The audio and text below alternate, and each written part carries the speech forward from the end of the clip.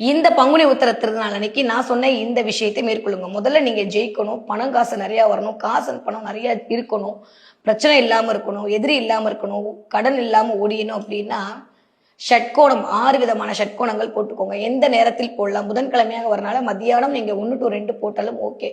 இல்ல அதற்கு முன்னாடி உங்களுக்கு எந்த நேரம் தோது 8 மணில இருந்து நமக்கு நேரம் சாயந்தரம் 4 மணி வரைக்கும் இருக்கு. நீங்க எப்ப வேணா போலாம். சனி உரையை மட்டும் எனக்காண்டி முடிஞ்சா தவிர்த்துருங்க. இல்ல அப்பதான் போட முடியற மாதிரி இருந்ததுன்னா நோ ப்ராப்ளம்.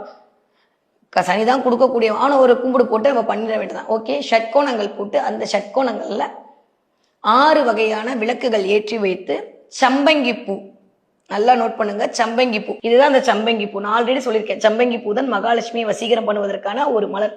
இந்த மலரை வைத்து நீங்க எத்தனை எடுத்துக்கலாம் அப்படின்னா 6 6 6 ஒரு 36 பூ இந்த பூவை எடுத்து வச்சுக்கோங்க. 36 பூவை எடுத்து வச்சுட்டு ஒவ்வொரு விளக்குலையும் 6 6 முருகனுடைய மந்திரத்தை சொல்லி இந்த பூவை போட்டு வழிபாடு செய்து விட்டு வர வர வர கண்டிப்பாக உங்களுக்கான வேலை, உங்களுக்கான பணம், உங்களுக்கான காரிய சக்தி